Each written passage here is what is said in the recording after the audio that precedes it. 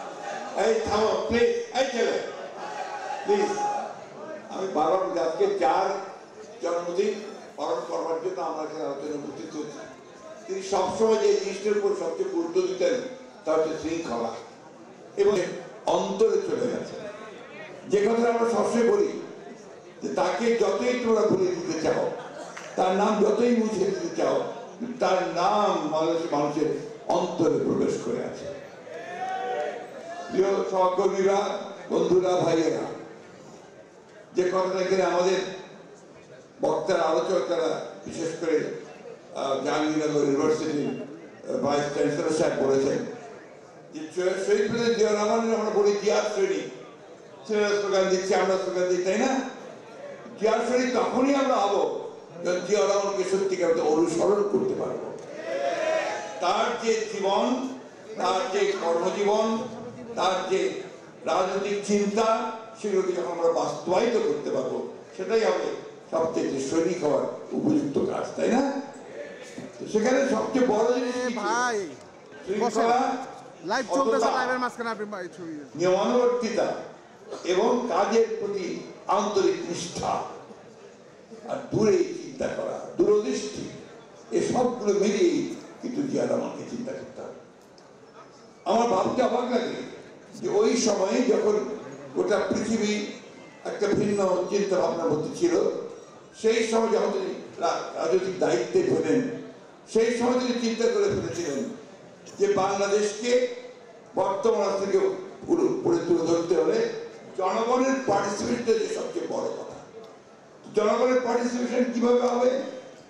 আগেকার রাজনীতিবিদরা আমাদের মধ্যে বক্তৃতা করত এবং আপনার জনগণের কাছে নির্বাচনের আগে যেত। উনি তা না করে কি করলেন? উনি একদম পায়ে হেঁটে পথে যাওয়া শুরু করলেন। খাল কাটা কর্মসূচি নিলেন, তিনি হেঁটে হেঁটে পায়ে পায়ে কাল আপনারা কি আনেন সেই জায়গায় গিয়ে খাল কাটতে শুরু করলেন। তিনি গ্রামের মধ্যে ঢুকে পড়তে শুরু করলেন। সংস্কার তো শহীদ প্রেসিডেন্ট জিয়া রহমান সাহেব শুরু করেছিলেন, যে কথাটা আমির সাহেব কিছু বলেছেন। আমি বলি উনি রাজনৈতিক সংস্কারটা ছিল তার সবচেয়ে বড় সংস্কার, যাকে একদলীয় শাসন ব্যবস্থা থেকে বহুদলীয় শাসন ব্যবস্থাতে নিয়ে এসেছিলেন, ওয়ান পার্টি সিস্টেম থেকে মাল্টি পার্টি সিস্টেমে নিয়ে এসেছিলেন এবং সকলের কথা বলার অধিকারটাকে নিশ্চিত করেছিলেন। এই যে মিডিয়া, এই মিডিয়া ছিল না। আওয়ামী লীগ, বাকশাল, তার সমস্ত মিডিয়া বন্ধ করে দিয়ে মাত্র 4টা পত্রিকা রেখেছিল, সেটাও সরকারের নিয়ন্ত্রণে। তিনি এসে সমস্ত ওপেন করে দিয়েছেন।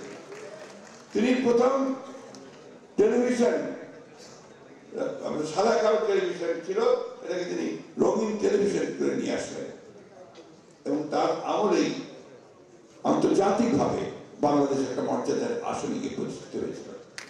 অনেক অনেক কথা, আমি সব কথা বলে অনেক সময় লাগে, সেই দিকে যাচ্ছি না।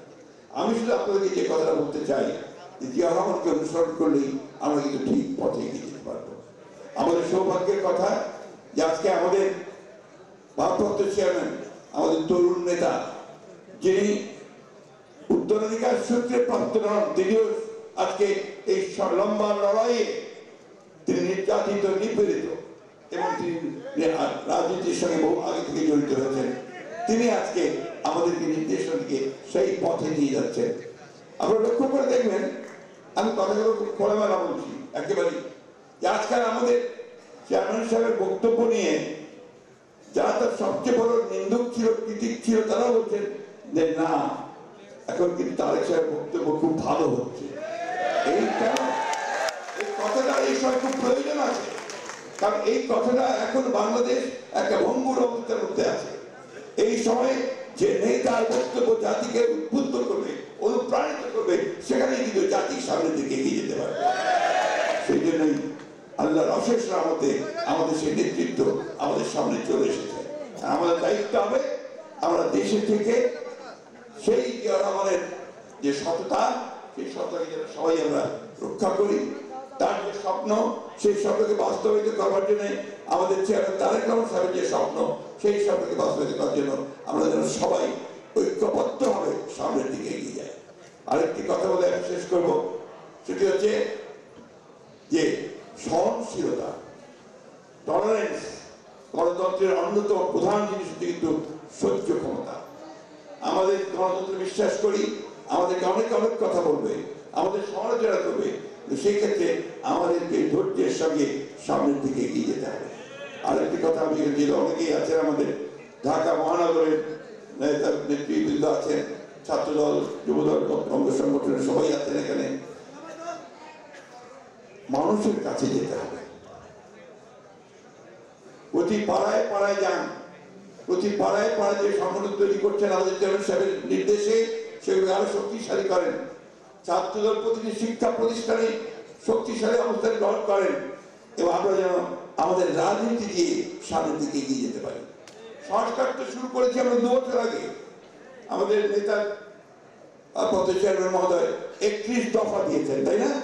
সে ইতিহাস আর বলতে চাই না, কত কত ভাবে আমরা বিভিন্ন রাজনৈতিক দলের সঙ্গে কথা বলে প্রায় 2 বছর আলোচনা করে আমরা 31 দফা দিয়েছি। 31 দফার মধ্যে সব কিছুই আছে। তাই ওই যুক্তি খুব কড়া যুক্তি, যাকে সংস্কার হবে তারপরে নির্বাচন হবে। নির্বাচন কেন চাইছি আমরা? নির্বাচন চাইছি যে নির্বাচন ছাড়া, একটা নির্বাচিত সরকার ছাড়া কখনোই আপনার সেই শক্তি পাওয়া যায় না, সেই ম্যান্ডেট পাওয়া যায় না, সেই লেজিটিমেসি পাওয়া যায় না, বৈধতা পাওয়া যায় না, যারা বিশেষ বিশেষ বড় রকমের সিদ্ধান্ত নিতে পারে।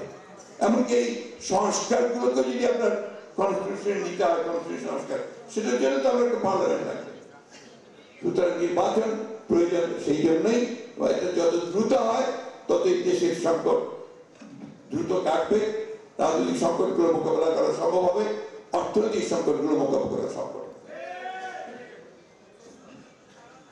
অর্থনীতির অবস্থা ভালো না, জিনিসপত্রের দাম এমন ভাবে বেড়েছে যে মানুষের এখন আরো বিশ্বাস উঠে গেছে, তাই না? প্রতিটি জিনিসের দাম বেড়ে গেছে।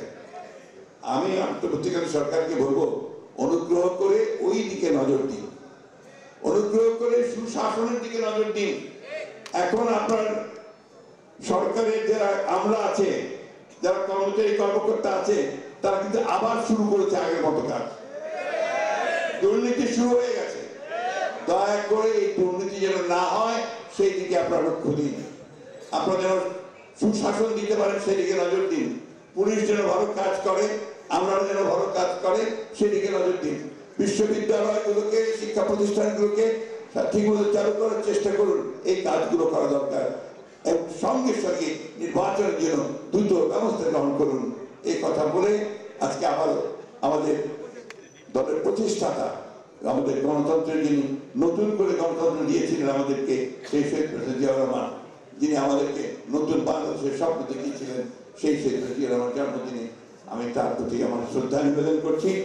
একই সঙ্গে আমরা দেশের আমাদের মাতা দেশনেত্রী বেগম খালেদা জিয়ার প্রতি শ্রদ্ধা নিবেদন করছি এবং এই দোয়া আল্লাহ তাআলার কাছে আজকে করতে চাই যে আল্লাহ তাআলা আমাদের নেতা তারেক রহমানকে আপনি দীর্ঘ জীবন দান করুন, দ্রুত আমাদের মধ্যে ফিরে আসুন এবং আমাদের এই নেতৃত্ব দান করুন। এই কথা বলে